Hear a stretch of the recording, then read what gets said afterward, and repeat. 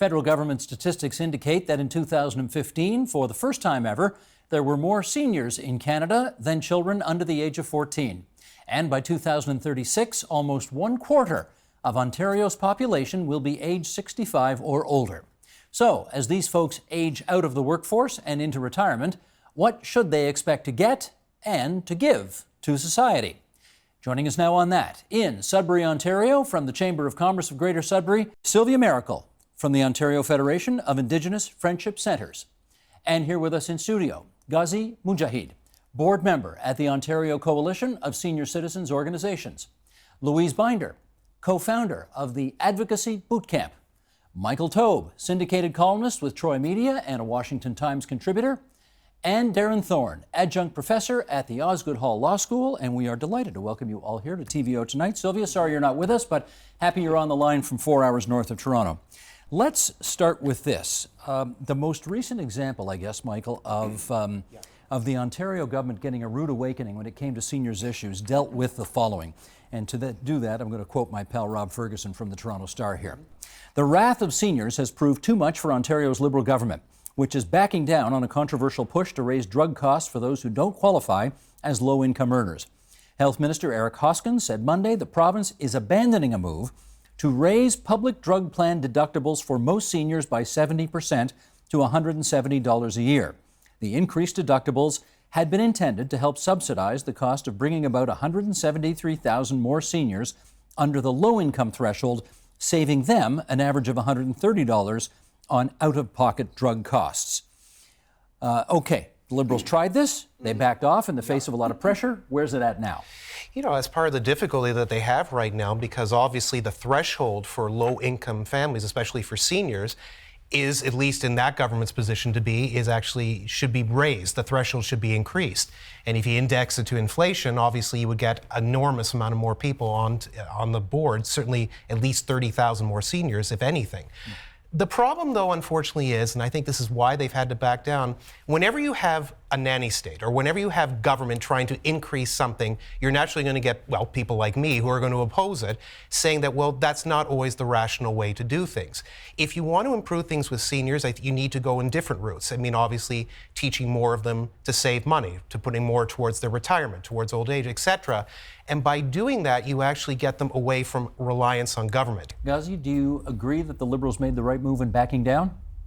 The measure was a step in the right direction, but unfortunately, I think it was hurriedly taken without adequate consultations and discussion among various stakeholders, including seniors associations, and also it came in too late. That's why it was so large. I mean, this change has come after 20 years. In 1996, the proportion of seniors in the population was only about 12%. Every subsequent census showed that it was going up. 2001, 2006, 2011. And in 11, it was almost 15%. It was going up, and in each subsequent census, it went up by a larger amount. So this should have been taken into cognizance much earlier by the government. Well, Louisa, and introduced perhaps stepwise, gradual increase, and then it may have worked. Step by step. Mind you, when you agree with the government, it's considered leadership. When you don't agree, it's considered arrogance and lack of consultation and all of that. So is that kind of what's going on here as well? Well, I mean, how do we know? The reality is that the government didn't give us an understanding of why they made this decision. They just announced it. I think if you ask them, they would say that seniors in Ontario pay the least for prescriptions of any province, but they didn't tell that story. And they obviously didn't convince seniors groups that it was the right idea. I mean, the reality is, if you're going to do something, you need a strategy. You can't just go for low-hanging fruit. You have to have a complete senior strategy. Everybody needs to understand it in advance, and there needs to be some consensus building. None of that happened. So there was, in your view, no apparent strategy involved here? I'm afraid not. Darren, I want to bring a graphic up here. Sheldon, let's do that. This is from the Canadian Medical Association, showing that the number of senior citizens in Canada has recently surpassed the number of children 14 and under. We alluded to this in the intro. This is really kind of a watershed moment for the country, demographically speaking. What does this mean for our ability to continue to pay for things such as prescription drugs for seniors? Well, they're going to grow to be more and more problematic. I think it just shows that when we're in the midst of the kind of demographic evolution that we're in the middle of now, it's going to put a significant amount of stress on our social programs. And absolutely that is going to be the case. So we're going to see this pressure continue to build as this wave continues to hit us. And in fact, if we aren't careful, it could rise to the point where these programs become non-financially viable, which is a true problem. But I think what it really speaks to, frankly, is, as you were just saying, the need for an overall plan, because at the end of the day, we have to recognize this is going to impact us both socially and economically. It's going to hit the social benefit programs quite hard as people start to age out, and then the taxpayer base, which is going to have to pay for these programs, shrinks. We knew this wave was coming for the last 30 or 40 years, and yet I think it's safe to say, and I don't think anyone would disagree, that frankly most levels of government haven't adjusted accordingly. And it's going to become increasingly important for that to happen. Well, not to be cynical, but governments tend to think in 2, 3, and 4-year cycles because that's how they get elected. And That's right. This is a problem that's 10, 20, and 30 years in the making. Sylvia, I wonder if you could paint for us a picture of what life is like for a senior who fits the definition in this country of being quote unquote low income. So let me begin by saying I think the figures that we have established for low income in terms of 16 to 19,000 for a single individual, and it's unfair because we don't double them. So by the time you take off rent, depending on where you live in this province, or some type of living expense, if you own your own home and you're that fortunate, then you have taxes. The fact of the matter is you're going to be insecure. You're going to have food insecurity. You're going to have a very, very small cushion, if anything, for emergencies. You've talked already about issues with respect to potentially declining health and drugs that you're going to need. And if you have children and you have grandchildren, I mean, you're literally having to face situations where, will I buy some groceries or will I get them a gift? I don't think that's the quality of life issues that we're talking about. So I think as you get into larger and larger cities where the costs of living are higher, or in the very remote north where the costs are very high in terms of food, those challenges compound themselves. So I don't think it's the golden years anymore, and that's unfortunate, and it's something that we need to change, and we certainly have to look at that issue of the low income cutoff notions that governments use. Let me follow up, though, Sylvia, with this. I think before, a lot of the income support programs for seniors were brought forward by various governments at both levels over the years. As many as a third of the seniors in this country were living in quite appalling conditions. I think that number today is 7%. So these income support plans have worked. Is that not right? And there are more golden years for more seniors in this country now? I think that what we're doing is there's certainly increased support by government, but really when you lower the standards, when we talk about quality of life issues and we talk about what kinds of things can you participate in, do you have any disposable income? I think that there are seniors. I mean, I read Wen's editorial the other day, or her column, where she said that too many people who are well-to-do and have pensions, a lot of money, are sort of getting, the income supports that we provide seniors. But I think that people who really need it, who haven't had that kind of life, who haven't been able to save, are in fact suffering. And I think the conversation that the panelists just had in terms of,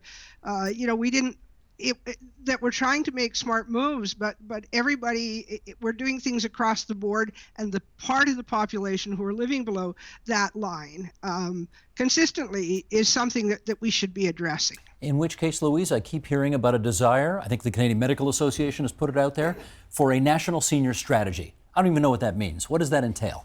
Oh, heavens, I wish I knew. And I think we need to be very careful because you can't look at seniors as if they're kind of, aside from the rest of the population. So we also hear the federal government talking about a national pharmacare strategy. Okay, that's an interesting concept. Where will seniors fit into that? I think we need to be really careful that we don't try to silo populations when really what we need to be looking at are strategies across the continuum of healthcare for everybody. Well, let's understand a little more what that means. Ghazi, I mean, we've talked about prescription drug benefits right now.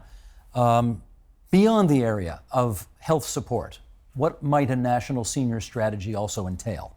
Well, a senior strategy should not be focused or certainly not confined to health, because that gives a wrong signal that old age and ill health are synonymous. So that is not the right thing. There are a lot of things now which seniors need. They should be provided opportunities for active aging, like employment opportunities, volunteerism, and also the formation of associations of seniors. At the same time, there should be financial security that would cover the pensions area. And then there would be other infrastructural improvements required for making life of seniors more easy and improve their mobility. And finally, I think there is need for covering the younger population as well, to inculcate in them a positive attitude towards aging and seniors, and lead a better life, have a better, more healthy lifestyle, so they can enter old age in a better mental and physical state, and that would reduce morbidity among seniors and save health costs. Well, to that end, Michael, you cannot any longer in this country say that seniors equals retirement. No. And to that end, again, excuse me, let me read something. This is Sheldon. Lisa Wright's quote from the Toronto Star. Let's bring that up. 15% of working age people in Canada expect that they will never be able to fully retire. While the underemployment challenges facing today's youth and new graduates are more widely known, this latest research suggests that older Canadians and those approaching retirement age may also be feeling the pinch of underemployment at a time when saving for the future is often at its most critical. That's a quote from HSBC's Betty Meow. Do we need to rethink the whole concept of retirement? Yeah, I think we do to some extent. I mean, obviously, within Ontario and in parts of Canada, mandatory retirement has obviously been eliminated from the game. So that's at least the first step forward. I thought, and again, I'm sure most people who watch this will be surprised, but I thought that the Tories actually had the right strategy, not shockingly, that you should actually increase basically seniors' benefits from 65 to 67. And I know a lot of people like to say that Conservatives are heartless and that was the reason we were doing it. We're just trying to slash away at it. It's actually far from that. One, just to break the myth, Canadian Conservatives actually do believe in helping seniors and helping all groups, no matter who it is. We obviously want to make sure that people are benefit overall in society. But secondly, and most importantly, we also recognize that seniors do a lot more today. They are more active. They are more active in the workforce. They work for longer periods of time. And those 2 years, that enormous savings that we could have had would have been shifted right away to the group that would have received it. And by age 67, many of them would have benefited.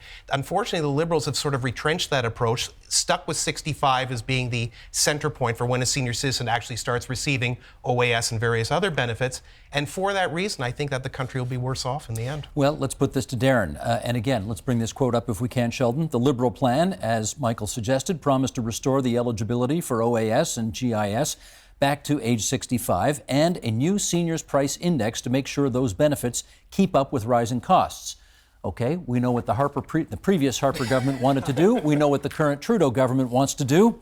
Which plan makes more sense in your view? I don't know if I'll necessarily take the bait on that, but what I will say... Oh, come on, take the bait. Take the bait. Well, what I will say is you have to actually look at what the issue is. What are you really trying to accomplish with these plans? And the problem with this is that the Harper plan, certainly, yes, it saves some costs by raising the eligibility level, and that's all fine. The question that I have with that plan is, did it address the central question? And the central question is, we as a society have decided that we think the specter of poverty for old age, or living in poverty in old age, is one of the worst situations you can possibly be in.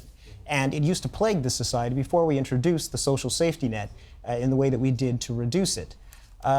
So it strikes me that in simply seeking to cut costs by pushing these benefits down the road, you didn't ask the question about whether or not the social programs we have in place right now, do those actually achieve the end of safeguarding people from falling into poverty in old age? Well, they seem to.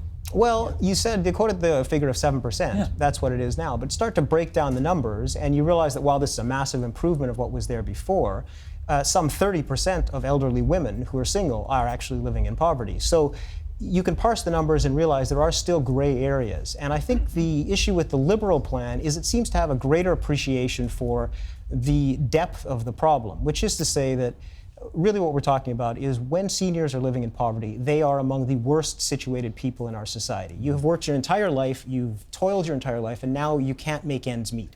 That is the worst situation you can be in. And on some levels, we can't fool ourselves into thinking that the levels of social assistance now aimed at trying to fix that problem enable people to live comfortably. So I think the Liberal plan does actually address the central problem in a way the Conservative plan did not. The problem with the Liberal plan, of course, is it doesn't talk about the financial viability of doing this down the road. Well, that's it. Louise, do you worry that that by going back to age 65, this plan is no longer as fiscally sustainable as the previous Conservative plan? No, I actually think that neither plan is good enough at this point. I would disagree that we're in a situation where people at 65 actually, with all due respect, Michael, want to stay working the way they have been. And I'm actually one of those people, so I can say that, that I've actually had to remain working past 65. I know you're shocked to hear I'm past 65. You better be. But I am, but we're going to get to that point. Sorry, still, can I just clarify? Working past 65, but you'd rather not have? I would certainly not like to be working to the level that I am in order to basically just sustain the lifestyle that I had before I was 65. And OAS at 65 or 67 isn't really making much difference, frankly. Well, let me pick up on this angle of work. Sylvia, I'll bring you back into the conversation here. StatsCan in 2013 said 25% of Canadian seniors were part of the labor force. That's up from 15.5% a decade earlier, okay? 25% back in 13, 15.5% in 2003. What do you think of that trend? So my initial reaction was I wasn't happy about it, but as I thought about it, really different cultures, as you know, have different approaches to aging. Just to be clear, I'm all for aging, by the way. And, it certainly beats the alternative, doesn't it? I think that'd be unanimous, yes. And so the issue, so I think it's an issue of desire, if I can do that. Some people will want to work. Some people come from cultures and societies and social and economic environments where they can. On the other hand, it cannot be a situation where I don't have a choice, which I think is increasingly what the situation is. And frankly, as others of the panel have already spoken, certainly if you were a professional and you were continuing in that, but if you're at entry-level jobs in the system, then you're, really a massive amount of young people, for instance, in the Indigenous community who are coming forward, don't get in either. And we have both ends of the labor pool then, not being able to facilitate the kind of engagement that it should be.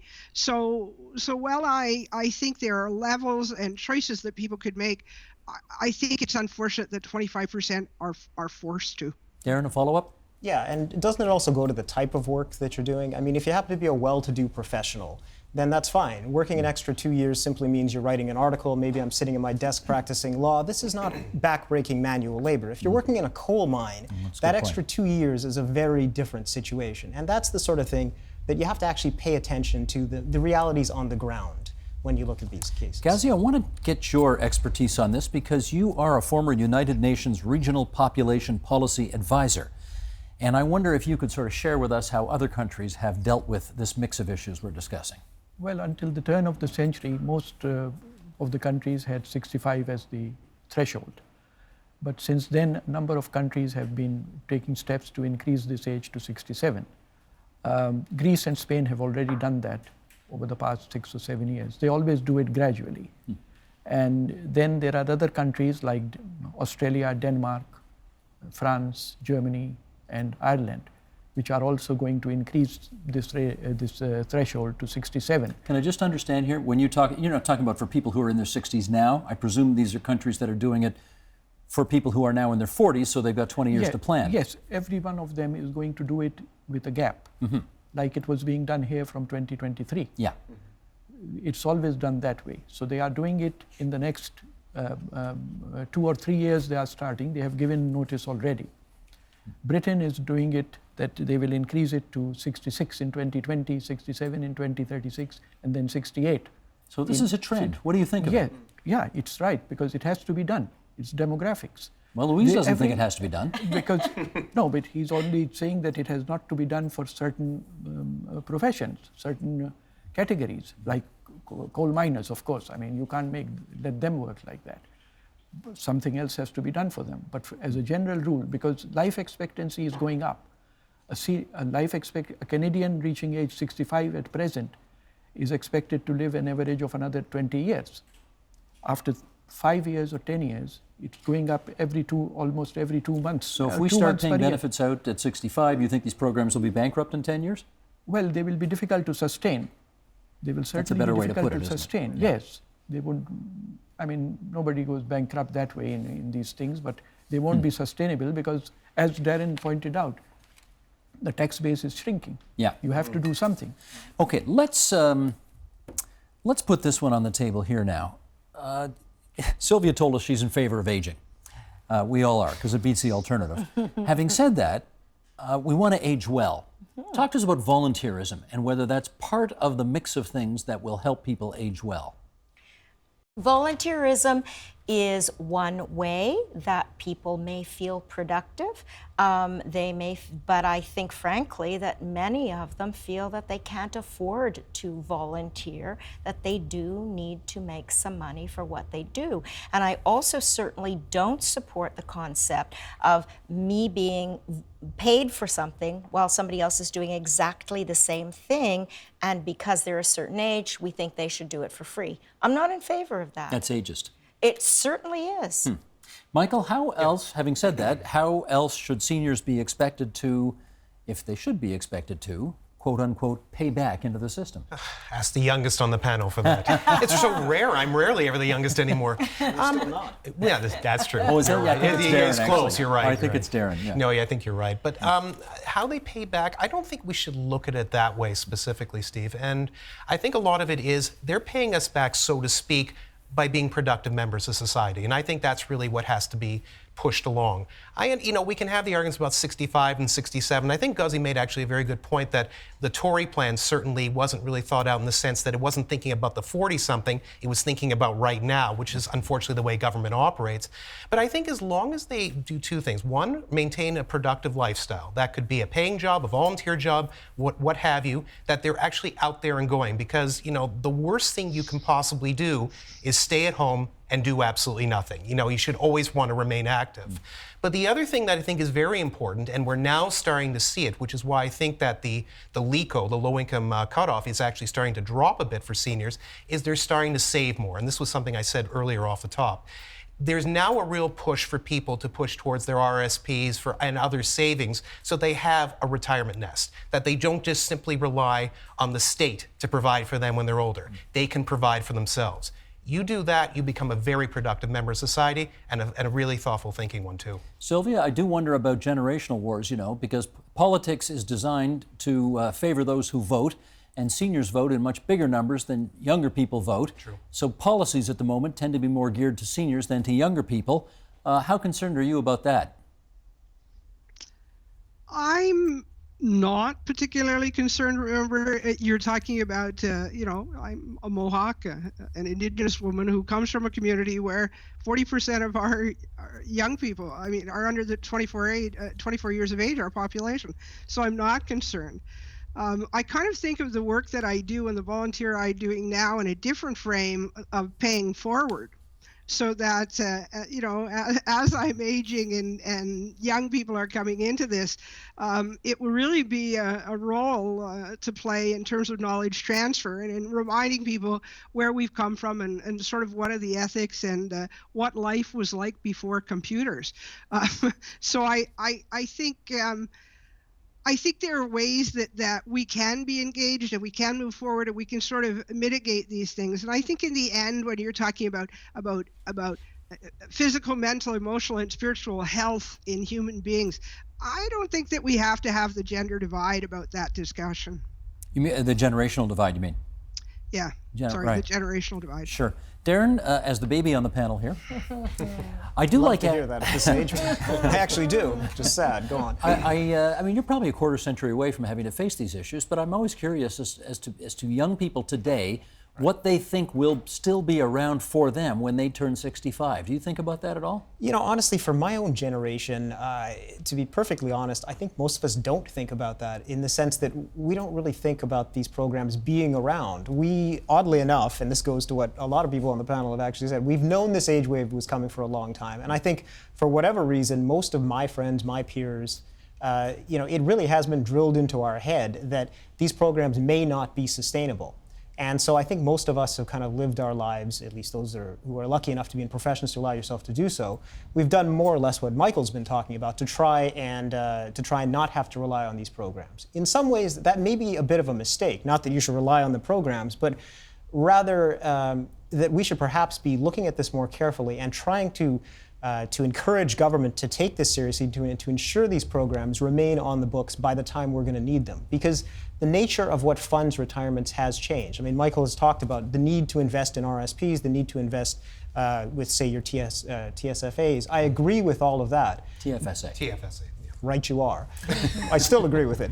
But the point is that, unfortunately, those vehicles really only serve people who have the disposable income to do that. So it's easy to say, well, if everyone simply invests in these products, they'll be fine in the long run. Not everyone is in position to be able to do that. They're But not do you in think the jobs that allow CPP them will be to. around for you when you're 65? I actually do. I mean, I'm not as pessimistic as some other people are with respect to this. I do think that when push comes to shove and governments are forced with crises, they react. I think we've now reached the point where this is becoming a crisis. Governments are going to react and they're going to have to adjust the social safety net accordingly. And so I do think it will probably be there. I agree with Michael that people had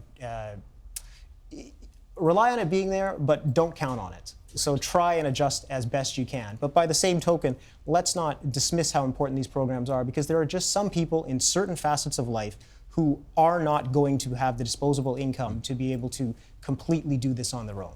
Good. That's our time, friends. Sylvia, thanks for joining us on the line from Sudbury. We certainly hope to have you back here in our studio next time we get together.